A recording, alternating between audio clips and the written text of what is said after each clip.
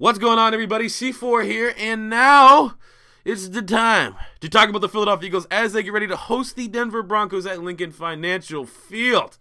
I'm recording this on a Wednesday night, so there may be a chance that by the time you guys see this, there's an injury or something like that. But things are looking pretty clear, pretty healthy. Trade deadline has passed. We're obviously going to talk about that a little bit. But yeah, we're going to go through the top 10 things to keep an eye on for this game as the Philadelphia Eagles look to go to 8-1 before their bye week. Hopefully we get out of this game too unscathed, healthy, heal up during the bye week, and move past a very elite defense, a playoff caliber defense, a top 5 defense in the NFL. So at number 10, Brock Osweiler is the starting quarterback for the Denver Broncos. They just announced that today, so what that says to me is Jim Schwartz and company on that defensive side of the ball should be licking their chops at the opportunity that of how many plays are going to be out there for them to make. What we know about Brock Osweiler is he's not very good.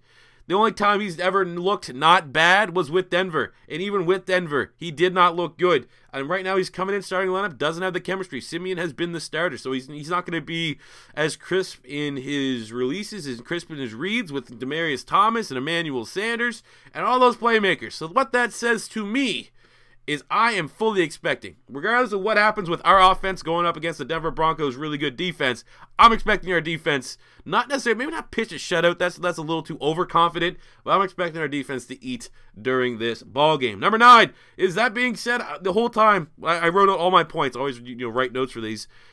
Trap game. This is what a trap game is. A trap game is a game you're fully expecting to win, but the team realistically has a shot. Let's be honest. Let's be honest with ourselves. 49ers never really had a chance. As much as you want to say, on every given Sunday, that would have been probably upset of the year if the Niners were able to beat the Eagles. This year, on paper, Philly should win in all facets of the game, but they still, if they start out flat, start out so like they did against the 49ers, I don't know how much you want to equate that to the terrible weather, this Bronco defense is going to make you pay. We're stalling against the 49ers. 3 and outs. Couldn't, offensive line wasn't blocking well. Carson Wentz was holding on the ball too long.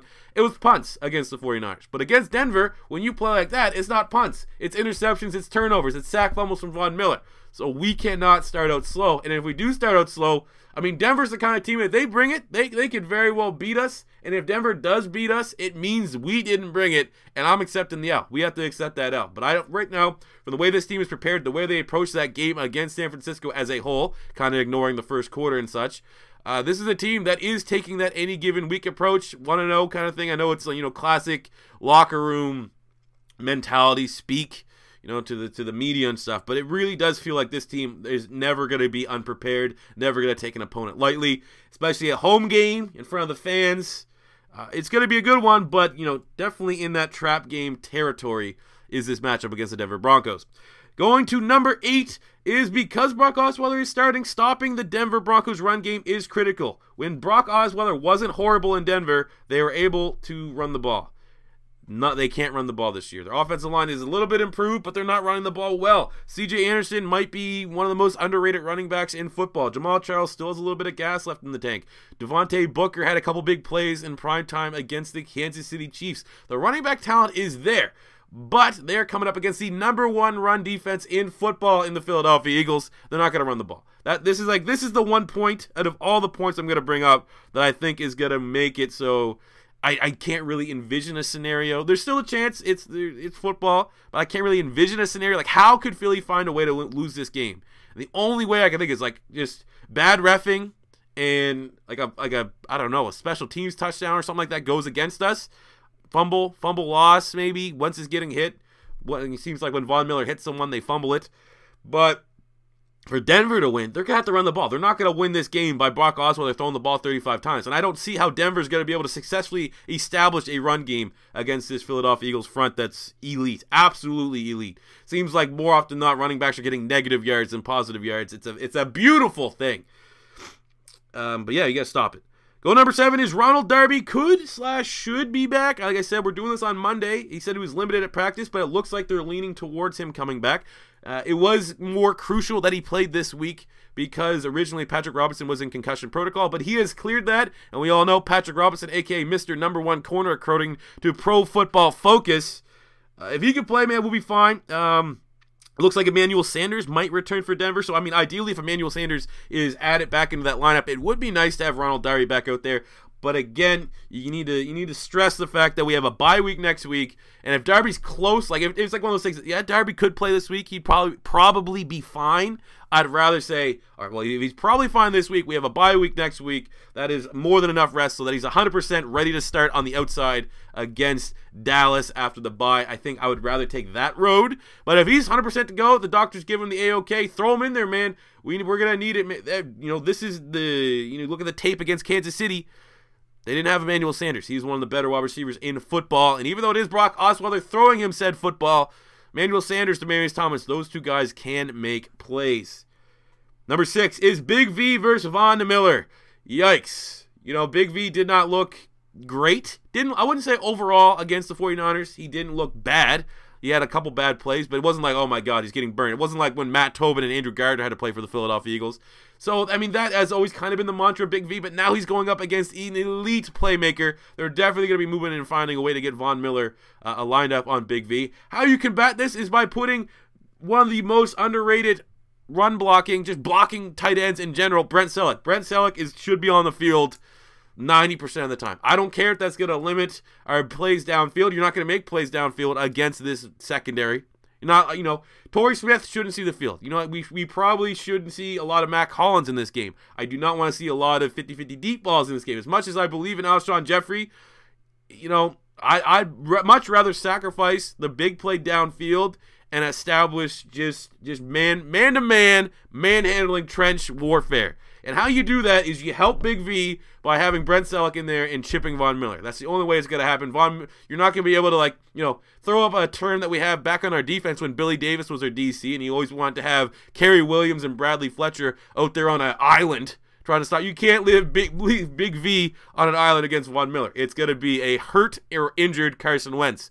So, you got to have Brent Selleck in there in that game. That's how you can stop Von Miller. Go number 5. This is the number 1 and number 2 run defenses in the league. Number 1 being Philadelphia, number 2 being Denver. So either something is going to give, and if something is going to give, it's not going to be our run defense. Sorry. Or the better quarterback is going to win this ball game. And then in that case, that's Carson Wentz. Carson Wentz, you know, right now looking like an MVP candidate right there. I'm not going to outright claim Carson Wentz an MVP yet. Maybe ask me after the Seattle game. After the Seattle game, that is when I'm going to have my prediction for, like, if he doesn't win. I'm going to start, like, maybe not my overall prediction, but after that Seattle game, that's when I'm going to be saying, if Carson Wentz doesn't win the MVP, this, yada, yada, yada. You know, that's how I'm going to start my sentence when I talk about the MVP race. Number 4 is this could be actually a defining game for Carson Wentz. For not only the season, but for his MVP campaign. If he puts up a stellar game, if he goes off somehow against this Denver Broncos team, because we all know, remember the last time an NFC East quarterback played Denver Broncos, and that was legit, not like an Eli Manning. Remember what happened with Dak Prescott? Dak Prescott looked terrible against Denver. We need to be prepared that could very well happen. But if the inverse happens, this is a defining game. If Carson Wentz can somehow find a way to manipulate that Denver Broncos secondary and have big plays and lead this team to victory and put up an impressive box score, this is a defining game because you're not going to play a tougher defense in Denver. All those boo birds that are saying Philadelphia hasn't beaten anyone good yet, what do you guys say if Carson Wentz puts up a stellar campaign against the Denver Broncos? There's lots of work to be done. I'm going to say probably won't happen. It'd probably be better to game plan against Carson Wentz putting up huge box scores and stat lines. But this very well could be the defining game for Carson Wentz is 2017 season. Not only for how the Philadelphia Eagles are going to be considered, but for how he will be considered when it comes to the MVP race. Go number 3 is Zach Ertz should absolutely steal the show. I think when I look at the mismatches and stuff like that, Zach Ertz is a glaring one. The Ertz and Wentz combination has been the number 1 tandem in NFL right now. I am reaping the rewards as a Zach Ertz fantasy tight end owner in all my leagues, both of my big time leagues, where I'm 7-1 and 6-2. Thank you very much. You can hit me up on Twitter at beastmode_TV for fantasy football advice. I try my best.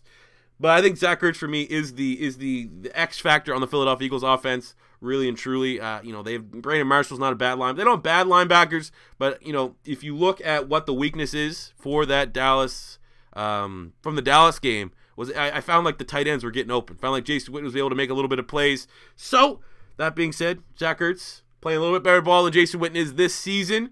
Very much feel like Zach Ertz could steal the show for the Philadelphia Eagles offense.